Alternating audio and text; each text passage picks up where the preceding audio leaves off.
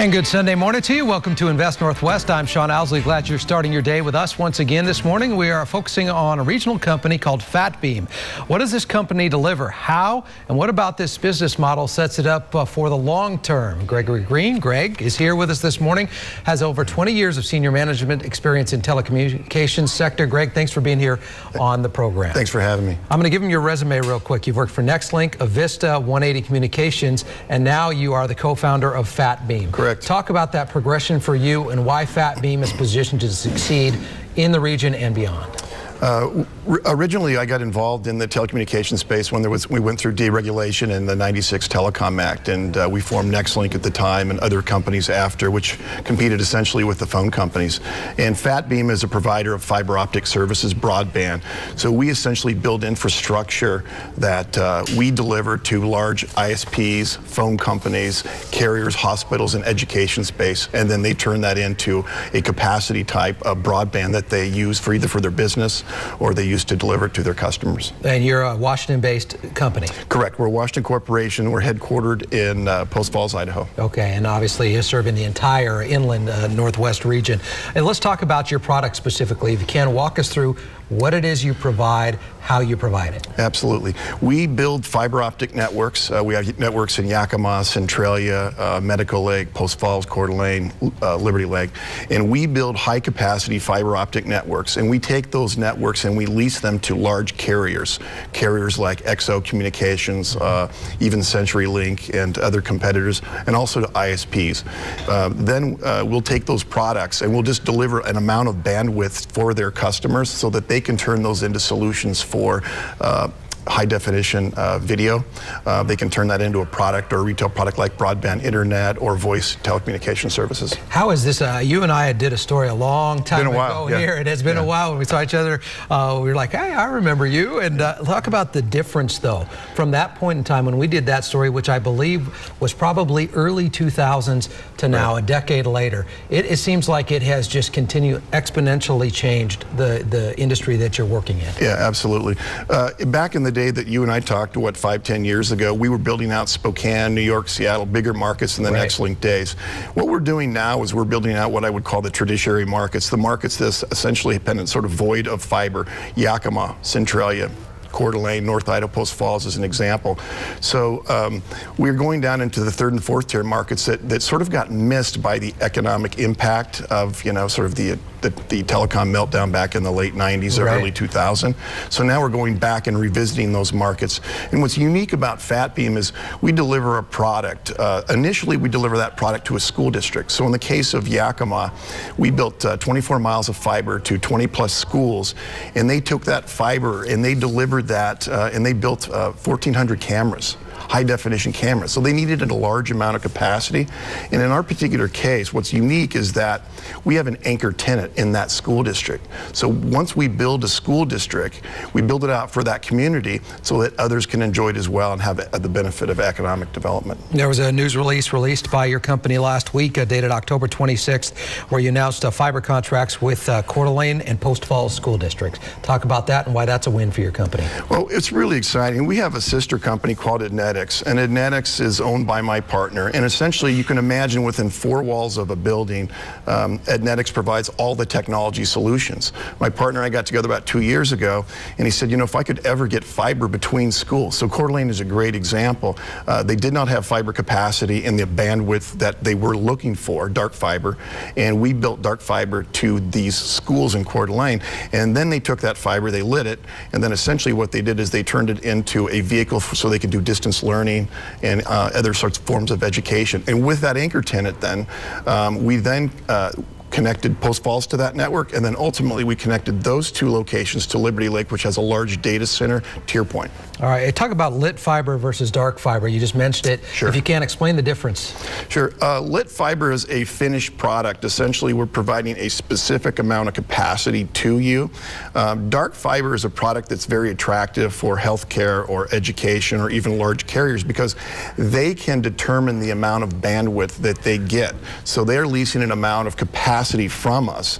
And it's a little like where you go, you have your internet at home. Every time you want more bandwidth, you turn the spigot up, the carrier charges you more. Right. In our particular case, if you lease dark fiber, then you're in control of that bandwidth because it's based on the electronics that you put on each end. Okay, I know I went to your website before we did this interview and looked at the coverage map, the deployment areas, the metro deployment, and what you're working on right now. Explain today where you're at, where you're going. Okay. Today we're in the Pacific Northwest. We have about just shy of 100 miles of fiber in Yakima, Sunnyside, Centralia, North Idaho. Once those networks were established by basically signing contracts with the school districts, we then have gone out and leased capacity to others in the community. We use it as an economic development tool, but we're also looking at markets in Oregon and possibly even California at some point if we get into that market space. A quote of yours that I read, it said, well, at Fatbeam you intend to build a growth engine that maintains financial responsibility. Obviously the ultimate goal of any business. That's true. Greg, if you can, I would love your answer on this, as I have worked closely with a lot of business leaders. Some of the smaller businesses have made it, some have not. Obviously the tough economic times we've just gone through. Why is Fatbeam positioned different? Everybody can have a great idea, sure, but executing it and then sustaining the business model doesn't always happen. Why is your company different? Our company is unique in the sense that we are at the very, if you will, top of the food chain, in the sense that everyone wants what we have, number one. There's hot a product. great demand. Yeah. At the end of the day, it does not get any better than fiber in the telecommunications space. Secondly, when we go into a market, we're going into a market that we've already signed a long-term contract. Right. Typically somewhere between 5 to 10 years is the length of our contract. So much like someone in construction that builds a strip mall, they have that anchor tenant.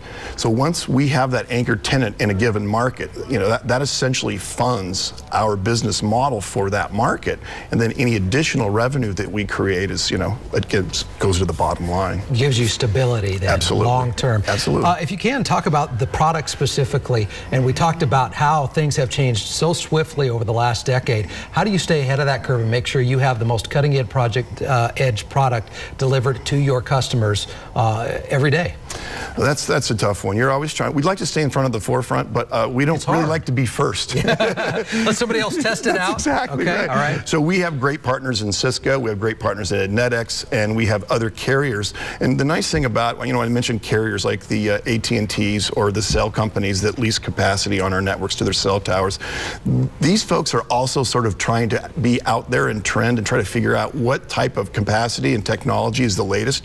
So actually our partners do a really good job of helping us determine what that is. But at the end of the day, owning that fiber is an asset that everybody wants. I remember as we look at some of the construction that your company's involved with, being a child of the 80s, I remember Atari and Space Invaders and Intellivision, and that just seems so archaic for all of the technology that we see today. 10 years, 20 years from now, I don't think we can imagine what it's really going to be like and how it's going to impact our daily lives. Would you agree with that? Oh, absolutely. Yeah, absolutely. The technology that comes out, look at your cell phone. What has changed over the cell phone in the last number of years? You used to have the big amazing brick phone, and now you have a smartphone that basically does it all for you. You had one of those, right? $2,500 this big. Yeah. I did not have one of those, but I've seen them. But the technology, bottom line, you'd think you just try and stay ahead of it, but make sure it's tested out, stable, get these contracts. So that's the kind of the bottom line of what your focus is right now. Absolutely. We have something that we do in our organization that's, we don't build anything without a contract signed and in front of us. So that financial responsibility that we have, that really helps our business on the bottom line. So everything we do is called success-based. So if you're interested in fiber for your cell towers, or you're interested in fiber for your building, once we have a contract, we'll start the construction of that. How many employees for your company? Very small today. We have 3 employees, including myself, and we have a couple of contractors that we work with closely. So we look like we're about 5, but that's really it. Pretty simple. Any chance of adding jobs down the line? Absolutely, absolutely. What time frame? I think that as we continue to grow on the east side of the state, there's some other markets that we're looking at over there. There was an acquisition that we were looking at. We kind of placed that on the table for now. But I would say it's very fair to say in the next couple of years we'll probably have 20 employees. Okay. Yeah. Final question for you this morning, and I like to ask the local business owners how they feel about the regional economy right now. the overall environment? What are you seeing and hearing in your day-to-day operations? You know, I first of all, I feel for people that are out of work. You just hear just terrible stories about folks that are just really struggling, professional folks like us. So I think we're very fortunate. But I will also say that I think we're a little isolated. We've always been that way. And so on one hand, why the folks in the economic development world want to see Spokane or the Inland Northwest grow faster, I think we benefit from being a little isolated. So in our case, I don't think maybe that economy has hit us as hard as it's hit others. But it's still tough out there. But I think that you're starting to see some growth out there with companies and hiring. Obviously, the healthcare industry here and all the hospitals, medical, and having Fairchild here helps kind of buffer it a little bit for us. Exactly. All right, Greg. Thanks for being here on the program Thanks and for sharing your story. Appreciate you seeing you again. We're going to take a break. You're watching Invest Northwest. We're back in a minute.